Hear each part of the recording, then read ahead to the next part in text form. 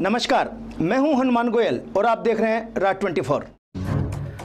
नेता प्रतिपक्ष टीकाराम जूली ने आशंका जताते हुए कहा है कि उनके यहां भी ईडी कभी भी कार्रवाई कर सकती है। अभी कागज इकट्ठे किए जा रहे हैं। जूली ने यह भी आरोप लगाया कि ईडी उस जज के घर नहीं गई जिसके घर में करोड़ों रुपए मिले। ईडी पर सवालिया निशान लगाते हुए जूली ने कहा कि कांग्रेस छोड़कर बीजेपी में शामिल होने वाले नेताओं पर ईडी जांच बंद हो जाती है। उन्होंने कहा कि मैं डरता नहीं हूं, ईमानदारी से सेवा की है और ईडी की जांच के लिए तैयार हूं। ईडी ने केवल चार्जशीट पेश की है, उसके बाद पूरे देश में हंगामा। क्या कहना चाहते हैं आप? देखिए, ईडी का जिस प्रकार से केंद्र सरकार दुरुपयोग कर रही है वो किसी से छुपा हुआ नहीं है। अभी लोकसभा में क्वेश्चन लगा कि ईडी ने कितने नेताओं पे कार्रवाई की, तो सारे विपक्ष के नेता थे। लगभग 193 लोगों पे कार्रवाई की और जिसमें से मात्र 2 लोगों पे चालान पेश हुआ। इससे आप समझ सकते हैं कि इन लोगों की मंशा क्या है। ये सिर्फ विपक्षी पार्टियों को डराने के लिए, दबाने के लिए, धमकाने के लिए इस प्रकार का काम करते हैं और जिन पे खुद आरोप लगाते हैं वो अगर बीजेपी ज्वाइन कर ले तो वो फिर दूध के धुले हो जाते हैं। उनको वॉशिंग मशीन में से निकाल के क्लीन करके बाहर उनको कर दिया जाता है। मेरे कहने का मतलब ये है, जो अखबार आजादी की लड़ाई के लिए काम में लिया गया उस अखबार की देनदारियां थी। उन अखबार के देनदारियां देने के लिए उसमें कर्मचारियों की तनख्वाह भी थी, बिजली का भी था, पानी का भी था। इस प्रकार की जो थी उसको देने के लिए कंपनी बनाई जो कि नॉन प्रॉफिट कंपनी है। उसमें कोई मुनाफा नहीं आएगा किसी भी शेयर धारक के, न कोई तनख्वाह आएगी। 1 पैसा का लेन देन नहीं हुआ, 1 पैसा इन्होंने लिया नहीं, तो बिना पैसे लिए ईडी कहां से आ गई? तो आप, क्योंकि राहुल गांधी जी इस सरकार के खिलाफ बोलते हैं, जनता के मुद्दे लगातार उठाते हैं, उससे सरकार घबराई हुई है। हम ये कहना चाहेंगे राहुल गांधी जी, सोनिया गांधी, देखिए एक ये वो परिवार है जहां पंडित जवाहरलाल नेहरू जी ने अपनी सारी संपत्ति इस देश के नाम कर दी, सालों साल जेलों के अंदर रहे। इंदिरा गांधी जी देश के लिए शहीद हो गई प्रधानमंत्री पद पे रहते हुए। राजीव गांधी जी देश के लिए शहीद हो गए, बम से उड़ा दिया गया। सोनिया गांधी जी ने प्रधानमंत्री पद तक ठुकरा दिया। लोग तो पंछी को नहीं छोड़ते। तो आप किस प्रकार से आप उस पे इस प्रकार के आरोप लगा सकते हो?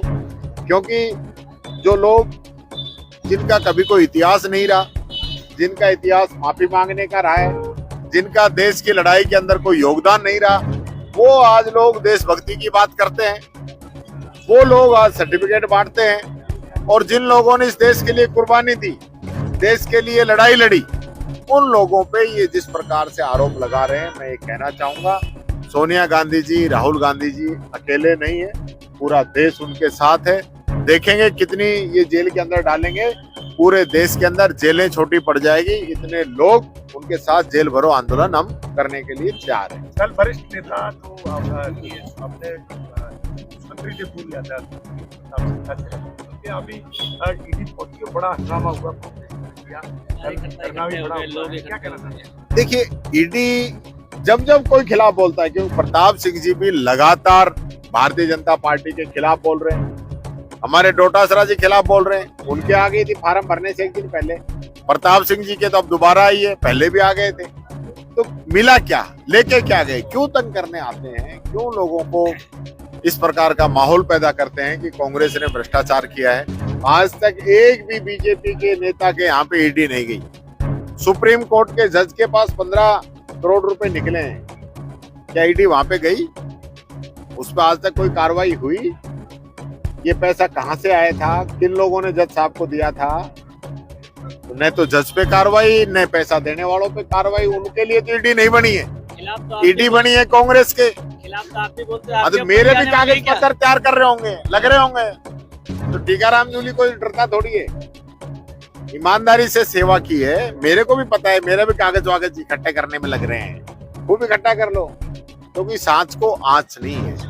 सत्य को आप परेशान कर सकते हो, पराजित नहीं कर सकते। ये बात मैं कहना चाहता हूँ। मतलब आप कहना चाह रहे हैं कि ईडी जांच होनी चाहिए आपकी? ईडी तैयार है मेरे तो कदे भी आज के। अगला नंबर हाँ, आने हम वाला तो तैयार बैठे हैं, हम तो तैयार बैठे हैं। हाँ। हिंदू अस्पताल नीमराणा में मुख्यमंत्री आयुष्मान आरोग्य योजना, RGHS जन आधार, भामाशाह स्वास्थ्य बीमा योजना, मुख्यमंत्री चिरंजीवी स्वास्थ्य बीमा योजना व ECHS के अंतर्गत निशुल्क इलाज की सुविधा, सभी प्रमुख TPA के तहत निशुल्क ऑपरेशन व इलाज, medical, CT scan, laboratory, digital x-ray, AC ward, ambulance, आपातकालीन unit, phototherapy, ICU unit, general surgery, दूरबीन द्वारा सभी प्रकार के ऑपरेशन, सभी सुविधाएं एक ही छत के नीचे। हिंदू अस्पताल नीमराणा। अलवर की सरसों के शुद्ध दानों से निर्मित सरिस्का कच्ची घानी सरसों तेल, स्वाद ऐसा जो दीवाना बना दे। आशीष ब्रांड सरसों का तेल, जिसकी हर बूंद में है खाने का स्वाद, हर रसोई की शान। आशीष रिफाइंड सोयाबीन तेल, शुद्धता की गारंटी और सेहत के लिए फायदेमंद। सरिस्का कच्ची घानी व आशीष सरसों का तेल। Ashok food and oil industries, औद्योगिक क्षेत्र, बहरोड। बहरोड अग्रवाल समाज ने अग्रवाल भवन में आयोजित बैठक में सर्वसम्मति से संजय अग्रवाल को समाज का नया अध्यक्ष चुना।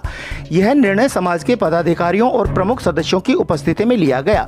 पूर्व अध्यक्ष कृष्ण अग्रवाल का 2 वर्षीय कार्यकाल पूरा होने के बाद समाज ने सर्वसम्मति से अलवर रोड निवासी संजय अग्रवाल को यह जिम्मेदारी सौंपी। संजय अग्रवाल एक प्रॉपर्टी व्यवसायी हैं और सामाजिक कार्यों में सक्रिय रूप से भाग लेते रहते हैं। नव नियुक्त अध्यक्ष संजय अग्रवाल ने समाज के विकास, एकता और युवा सशक्तिकरण को प्राथमिकता देने की बात कही। उन्होंने जल्द ही नई कार्यकारिणी के गठन की घोषणा करने की भी बात कही, जिसमें सचिव और कोषाध्यक्ष की नियुक्ति के साथ महिला मंडल और नव युवक मंडल का भी गठन किया जाएगा। अग्रवाल समाज के अलावा अन्य समाज के लोगों ने भी संजय अग्रवाल को बधाइयां दी हैं, जिनमें यूनिक अध्यक्ष सुमित यादव, जय अम्बे ट्रांसपोर्ट से जितेंद्र शर्मा, विजय यादव सहित गणमान्य लोगों ने संजय अग्रवाल का तिलक लगाकर फूलमाला पहनाई और मिठाई बांटकर सम्मान किया। इस दौरान पूर्व अध्यक्ष हरिप्रसाद अग्रवाल, अशोक दीवान, एडवोकेट हरीश गुप्ता, कपिल वैद्य, सत्यनारायण अग्रवाल, महेश अग्रवाल, गोविंद गुप्ता, अनिल सेठ, योगेश गोयल, मुकेश अग्रवाल, दिनेश अग्रवाल, शिव शंकर गुप्ता, रूप किशोर गुप्ता, आनंद गुप्ता, श्याम सुंदर अग्रवाल, नवीन कुंछाल, प्रमोद अग्रवाल, राकेश अग्रवाल, लक्ष्मीचंद अग्रवाल, मनोज दीवान सहित कई गणमान्य लोगों ने संजय अग्रवाल को अध्यक्ष बनने पर बधाई दी और समाज की उन्नति में पूर्ण सहयोग का आश्वासन भी दिया।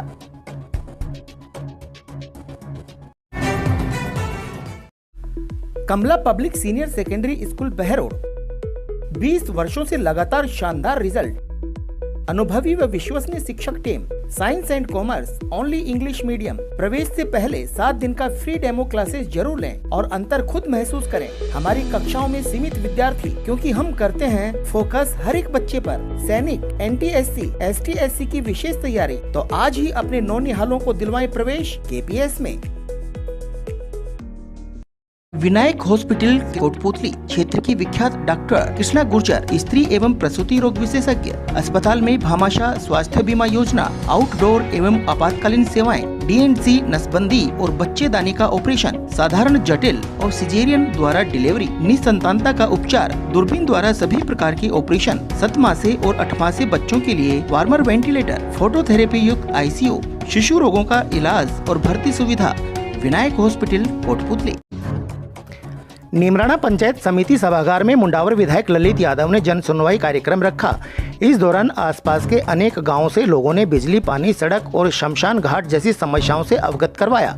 नीमराणा में नगर पालिका क्षेत्र में आवारा कुत्तों द्वारा पालतू पशु को नुकसान पहुंचाने की भी शिकायत मिली। विधायक ललित यादव ने मौके पर ही संबंधित अधिकारियों को समस्या समाधान के लिए आवश्यक दिशा निर्देश दिए। जन सुनवाई के दौरान सभी विभागों के अधिकारी मौजूद रहे।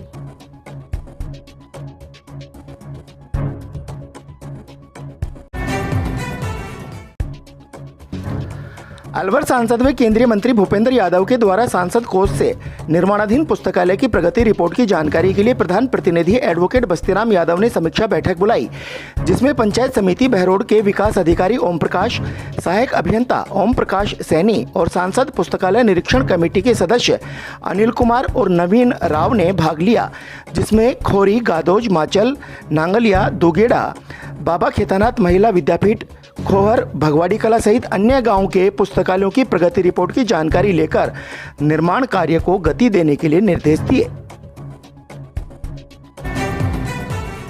शिक्षा की नई तकनीकी से जीपीएस के साथ होंगे आपके सपने साकार। आज ही एडमिशन कराएं नर्सरी से 10+2 pre foundation, ST, SC, NT, SC व ओलंपियाड, जहां नीट, JEE की विशेष तैयारी, वह भी कोटा की विशेष फैकल्टी के द्वारा। एक्सीलेंट हॉस्टल फैसिलिटी के साथ तमाम सुविधाएं। इतना ही नहीं, RIMC सैनिक स्कूल, राइस स्पोर्ट्स और नवोदय स्कूल की बेहतरीन तैयारी, साथ ही शानदार शूटिंग व राइफल एकेडमी, 10 मीटर पिस्टल, श्रेष्ठ परीक्षा परिणाम, बेहतर अनुशासन। Chairman doctor Naresh Yadav. ACL group of education Behror, सभी सुविधा युक्त स्कूल प्लस फाउंडेशन, लगातार 15 सालों से राठ का सर्वोत्तम संस्थान, IIT व नीट में चेन देने वाली number 1 science institute. All the ultra modern facilities to enable the students to learn well, face the challenges of the competition. East or West, Asia is the best.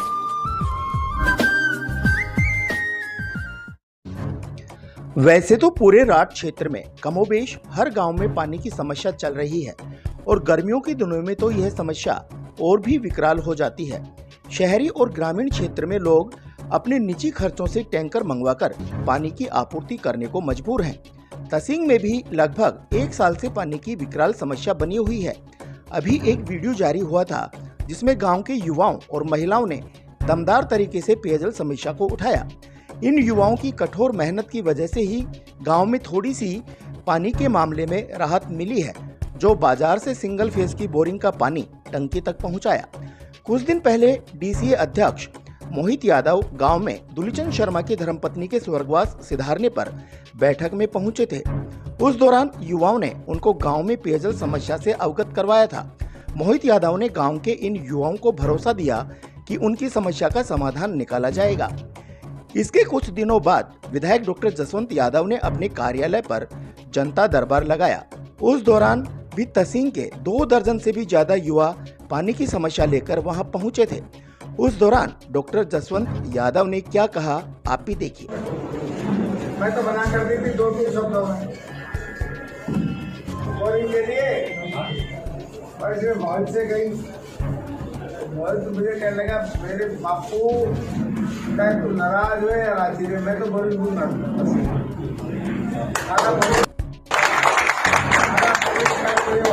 सरकार से आदेश आए, सारा boring. इसके कुछ दिन बाद पूर्व विधायक बलजीत यादव ने भी अपने होटल पर एक पत्रकार वार्ता का आयोजन किया। इस दौरान उन्होंने ये कहा, पानी की बोरिंगों को लेकर तहसील वाला ऐसा दिखा रहा है, अरे यार शर्म भी नहीं आती। बोरिंग के लिए आए थे तहसील वाले, मैंने कहा मैं नहीं दूंगा बोरिंग।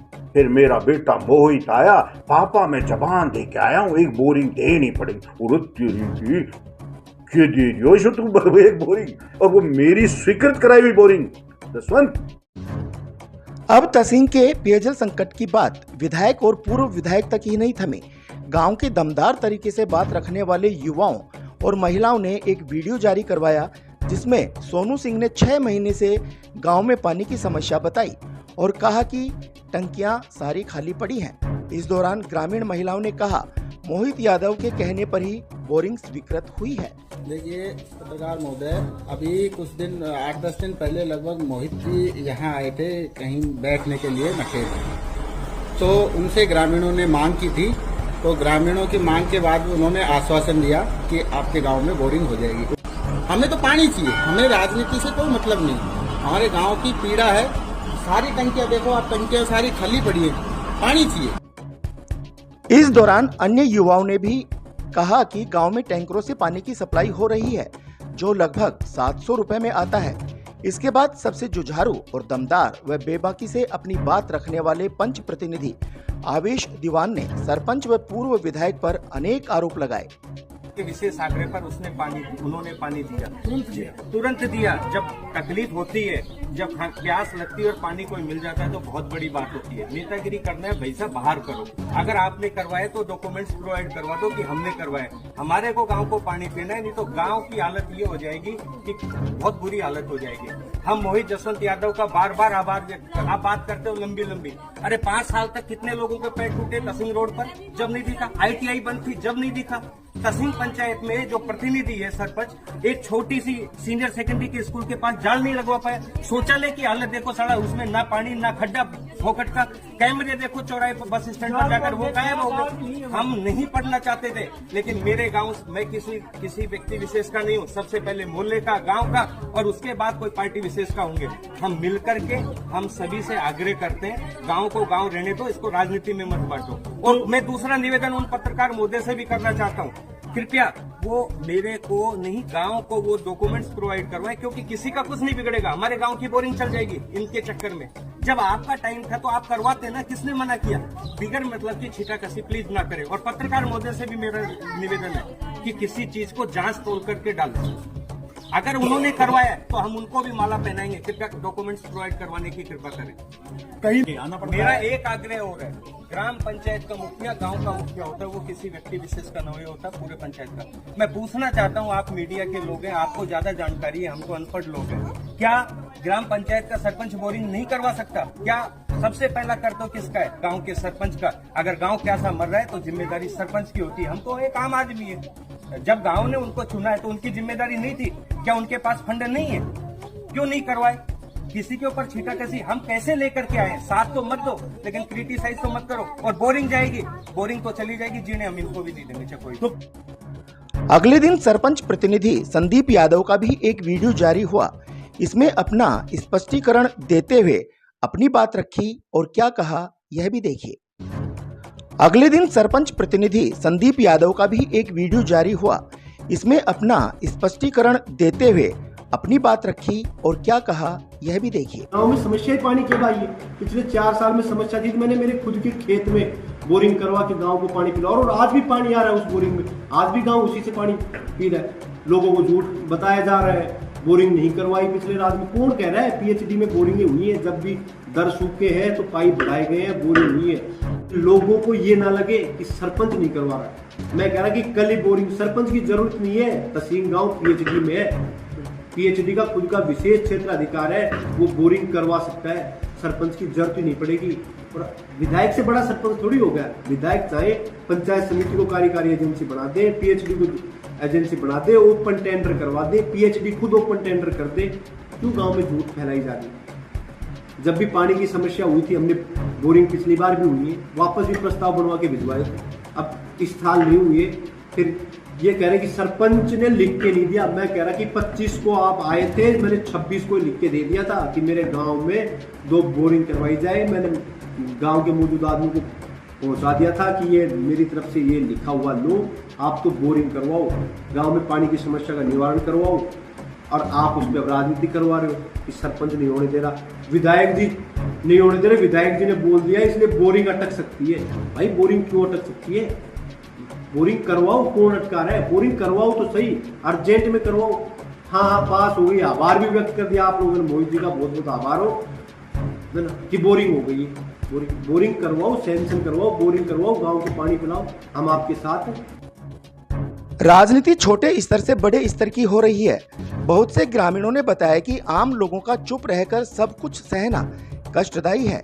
इस पचड़ेबाजी से निश्चित रूप से नेताओं को कहीं ना कहीं खामियाजा उठाना भी पड़ रहा है और आगे भी उठाना पड़ सकता है। राजनीति अपनी जगह है, लेकिन पानी की समस्या ज्यों की त्यों बनी हुई है, वहीं साथ ही साथ लोगों में रोष भी बना हुआ है। Unique group of education Behror Kotputli Behror जिले में साइंस का टॉपर स्कूल, जिला व राज्य स्तरीय मेरिट प्राप्त करने वाला एकमात्र संस्थान, class play to 12 maths, biology, agriculture, उत्तम हॉस्टल सुविधा, स्कूली शिक्षा के साथ साथ सैनिक, Navodaya, military, navy, air force, NDA की तैयारी करवाने वाला एकमात्र संस्थान। CP कोटा की ब्रांच बहरोड़ में क्लास 8 to 12 IIT नेट की तैयारी, कोटा से मैनेजमेंट, कोटा से टीचर, कोटा से मॉड्यूल, कोटा से पेपर, सब कुछ कोटा से। आज के बुलेटिन में इतना ही। देखते रहें राज 24। नमस्कार।